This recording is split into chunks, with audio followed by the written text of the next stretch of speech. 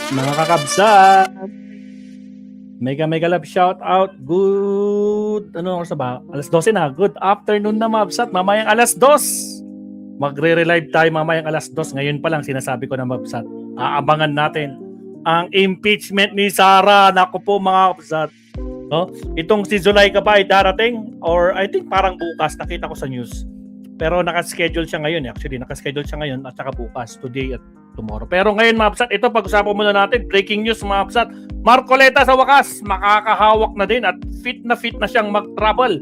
Papunta sa kanyang kulungan mga kakabsat. Akalain nyo. Ha?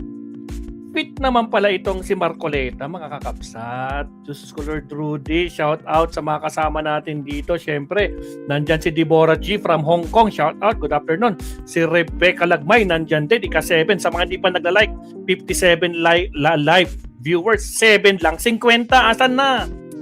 Mag-like naman tayo, mabsat, no? Lalo na pag gusto nyong papunta na sa kulungan itong si Marcoleta. Kasi nagbigay na ng clearance. Mga kakabsat, fit to travel. Ay, Diyos ko po Lord Rudy. Paano nga ba? Tingnan natin ang balita. Tingnan natin ang balita. Kapamilya maaari nang ibiyahe sa Senate. Ay, wait. ABS-CBN. Diyos ko Lord Rudy. Wait lang. Wag yan. ABS-CBN. Ito lang. Magandang umaga po sa inyong lahat. Regarding po sa medical update po natin, clinically stable naman po si Senator Marcoleta. Controlled po ang blood pressure po natin ngayon. Yun. Nakapagpasa na po kami ng medical report. So, antayin na lang po natin. Hanggang doon lang po yung Yun. Stable na. Walang pwede na siya. Antayin na lang po natin. Hindi ko po masasabi sa inyo kung ano po yung laman ng medical reports po natin. Ang ano lang po ngayon is nakapagpasa na po kami ng updated medical report po regarding sa condition po ni Senator. Siyempre, kailangan yung kumilos-kilos, no? Putragis, nakatingin ang buong Pilipinas dyan, mga kapsat. Mapa-antay o pro Marcoleta. Nakaantapay dyan, no? Hindi pwedeng, nasa aircon. Ha? Hindi pwedeng nasa aircon. Kamantalang si Mike Defensor nagtitiis no sa electric fan. Diyos ko Lord. Plunder yan, mga kapsat, plunder yan. Diyos ko Lord. Yung kung sino yung naglaglag, nako po, strategy talaga, oo. But anyway, basta maraming salamat. Nabigyan ng update kasi mukhang natuktukan kayo eh. Ha? Kung hindi pa kayo pinagsabihan ng Sandigang Bayan, ano nangyari? Bakit tumatanggap kayo ng bisita ni Marcoleta? Akala ko ba may pneumonia, nakakahawa? Bakit pinapunta niyo si Robin Hood tsaka si Inday? Akala ko ba may pneumonia? Diba? Dapat isolated. How come? Tapos wala pang face mask? Ay, gravity. O ngayon, natuktukan kayo. Putragis. Marcoleta. Ngayon pong umaga, kaninang nag-rounds po kami, okay naman po. Kaya lang, mag-update po natin. No, walang kaya lang. Update po natin. Clinical po sa medical update po natin. Clinically stable naman po si Senator Marcoleta. Controlled po ang blood pressure po natin ngayon. And nakapagpasa na po kami ng medical report. So, antayin na lang po natin. Hanggang doon lang po. Fit to travel na ma'am. Pero kailangan lang po tapusin. Yun, fit to travel. Nirecommend lang po natin siya na for completion po ng antibiotics sa kanya. Then, anytime po pwede na. Anytime of the day, pwede na siyang ilipat. O, diba? Fit to travel si Senator Rodante ayon sa PNP General Hospital. Gayon man, inirekomenda ng ospital na tapusin niya muna ang gamutan para sa kanyang mild pneumonia hanggang Hulyo 15. Pero fit to na siya. Ang importante, fit na siya. No? Sa medical update po natin. Ang importante, fit to travel lang, nakalagay. Ang linaw, Mabsat, breaking news from TV Patrol. Senator Marcol, pwede nang ibiyahe. Ayon sa PF, pwede nang ibiyahe. Pwede na, ibiyahe nyo na. Papunta, sabi ni Ibiya? Ibiyahe nyo na papuntang Batanes, sa kanila yun. Tragis kayo. Ay, loko-loko ka naman. Bakit ka naman nag-COVID na ganyan? Tapos Rodrigo Duterte pa yung pan mo, ha? Naka-wheelchair na yan. Alam na this. Ako, grabe naman kayo. Wag naman, ay, gayak na. Nakakarating na ng maaga. Pag importante, nakakabiyahe na siya. That's the most important, mga kapsat, no? Kailangan na po, tragis, 1 linggo. Naku po, pag sabi nga ni Senator Ping Lacson, pag kapag warrant of arrest, biglang nagkakasakit. Nako po, ngayon makakahimas rehas na rin sa wakas itong si Marcoleta, Mabsat, no? O siya, pakinggan natin si Attorney Enzo Recto, Mabsat. Wait lang. Nakita ko na kanito eh. Naka-live siya ngayon. Pinag-uusapan niya itong fit to travel ni Marcoleta. Oy, 17 minutes. Sige, pwede yan. Kaya yan. Carry yan. Pakinggan natin si Attorney Enzo. Again guys, sa mga bagong pasok, syempre, wag naman kalimutan. 100 plus na po tayo, Mabsat. Baka naman, no? Like and subscribe po tayo, Mabsat. Wala pong bayad yan, Mabsat. Like and subscribe. At syempre, paki-follow na rin yung ating Facebook page.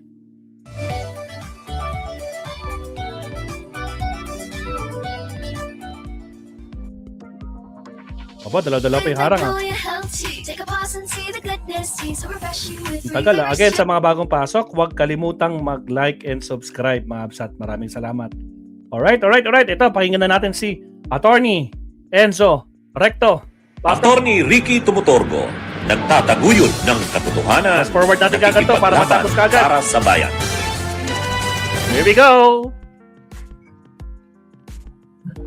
Ba, nakabiyahe pa si Attorney, ha? Okay, mga kabunyog, mga kababayan, magandang araw sa inyong lahat. Welcome po sa isang namang episode ng ating talakayan. O mga kabunyog, ngayon po ay araw po ng Naririnig Lunes. ba si Attorney? Naririnig Bago po ba? ang impeachment trial, mamaya po, ila-livestream po natin sa aking mga social media platforms. Abangan po ninyo. Si Zuleika Lopez ang ipapatawag mamaya. 13:14 ang schedule ni Attorney Zuleika Lopez. Mga kabunyog, mga kababayan. Mamaya yon. Pero bago yon, pag-usapan muna natin itong si Rodante Marcoleta. Ayan, mga kabunyog, wala nang lusot si Marcoleta. Wala nang lusot ito. Nag-ano na, mga kabunyog? Roberto, Nag-ano na ang PNP General Hospital. Naka-live tayo, kabunyog Elsa Victoriano Nantuna, kay Teresita Sapalaran, kay Jercia Gabriel. Naka-live po tayo. Si kabunyog Josephine Mami Katipon, kay Anicia Barameda Valenzuela, shoutout po sa inyo. Pabs Cuevas, Nemesio Maldia, Rene Asistio, Alex Silvano. Shoutout sa inyo, kabunyog. So ito, pag-usapan natin ito, si Marcoleta, wala na itong lusot. Kasi mayroon ng certification ang PNP General Hospital, kung saan naka-confine si Marcoleta, may certification na ang PNP General Hospital na pwede na siyang ibiyahe. Fit to travel na siya at pwede nang ilipat ng kulungan. Yung sa ordinaryong kulungan, hindi yung mga hospital arrest. Pwede na. Dati kasi ang sabi ng PNP General Hospital, dapat daw dapat daw hindi isama si Marcoleta sa ordinaryong kulungan ng mga PDLs ay na binakikos ng publiko kaliwat kanan. Kaliwat kanan ang bakikos sa PNP General Hospital sa statement na yon. Si Senador Ping Lacson, sabi ni Senador Ping Lacson, bakit special treatment yan? Bakit kapag may mga warrant, nagkakasakit at special treatment na? At saka yung hospital na yan, PNP General Hospital, sabi niya, dati daw siyang PNP chief, hindi yan pwedeng gamitin sa mga ganyan. Kasi pang PNP lang yan, pang mga opisyal at pamilya ng mga PNP. Hindi pwede sa kahit pa senador yan, si Marcoleta. Kahit ang Sandigan Bayan, question at pinagpaliwanag ang PNP General Hospital at ang PNP CIDG, bakit nila pinayagan na sa hospital ng mag-stay si Marcoleta? At bakit kung totoong ito ay mayroong mild pneumonia na makakahawa, bakit pinayagan na mabisita ng kung sino-sino? Si Sara Duterte, si Padilla, tapos mga wala pang face masks. Parang pinagluluko ng PNP General Hospital at ng CIDG ang publiko. O kaya ngayon medyo bumabawi ang PNP General Hospital. Sabi ng PNP General Hospital, pwede na. Sa July 15, pwede na daw ibiyahe, fit to travel. At pwede na siyang isama doon sa kulungan ng mga ordinaryong PDLs. Tama 'yun. Wala dapat special. Walang special dapat. Bakit naman special? Dahil lang senador. The law should apply equally to all or none at all. Sabi ni dating Manila Mayor Alfredo Lim. Kaya ito mga kabunyog? Tama lang 'yan. Kaya sa parte ng PNP CIDG at sa PNP General Hospital, sa susunod, wag ganoon na dahil lang senador 'yan. Tapos kabilang sa ma-impluwensyang sekta ng relihiyon. Kung ano palang gusto niya ay masusunod. Hindi pwede 'yun. Ang masusunod ay ang batas, ang autoridad. Kaya ang sabi ng PNP CIDG, Si Marcoleta naman daw kasi ang nag-request na payagan na mabisita ni Sara sa Padilla. Talagang request daw yun ni Marcoleta. Eh kahit na, bakit ang mga karaniwang tao ba pag nagre-request ng mga ganyan pinagbibigyan? Saka tama si Senador Ping Lacson. Sabi ni Senador Ping Lacson, nagiging pattern na eh. Kapag sinight ka ng in contempt o kapag may kaso ka, may warrant ka, ang nangyayari nagkakasakit. Nahuhospital. O, ayan, tulad ni Bunuan. O, tapos ngayon naman si Marcoleta. O, sana itong July 15, wala nang mga palusot pa dyan, ha? Wala, ano na yan? Dapat tuloy-tuloy na yan. July 15 yung ibinigay na pizza eh. Ibabiyahin na daw ng PNP. Handa na daw silang ibiyahe ito, dalhin sa Sandigan Bayan. At sana rin sa Sandigan Bayan, sana nakikiusap tayo sa Sandigan Bayan, sana huwag bigyan ng hospital arrest yan. Baka kasi pagdating sa Sandigan Bayan, mag-motion na naman ng hospital arrest. Huwag sana wag. Saludo tayo sa Sandigan Bayan sa mga huling desisyon nito. Yung hindi pagpayag kay Pung Revilla na maka-attend sa burol ng kanyang kapatid. O, tama yun.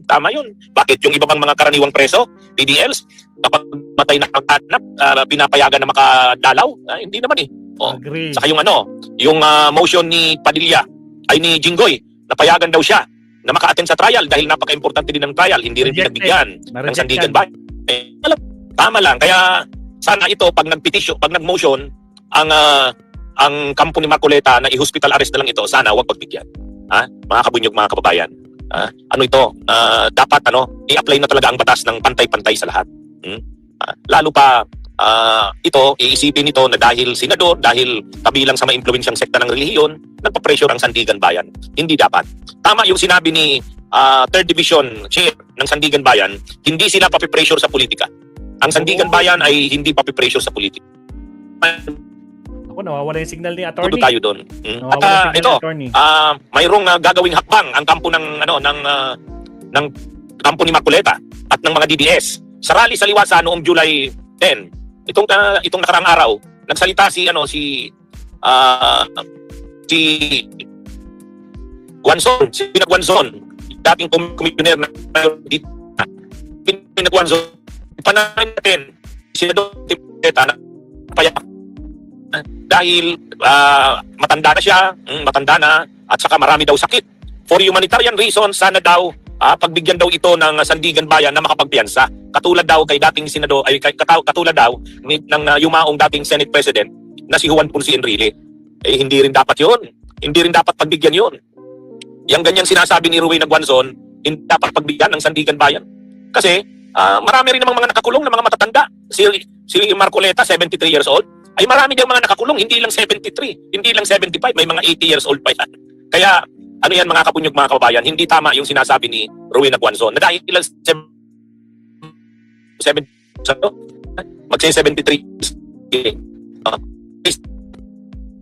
Nawawala yung signal ni attorney. Attorney, what's happening? Nako po. Tao na nasa kulungan, mga PDLs, hindi naman binibigyan ng ganyang pribilehiyo. O bakit mo bibigyan ng pribilehiyo ng ganyan si Marcoleta? Yung mga PDLs na mas matanda pa sa kanya, 80 years old pa nga. May mga malulubhading sakit, mas malulubha pa kay Marcoleta.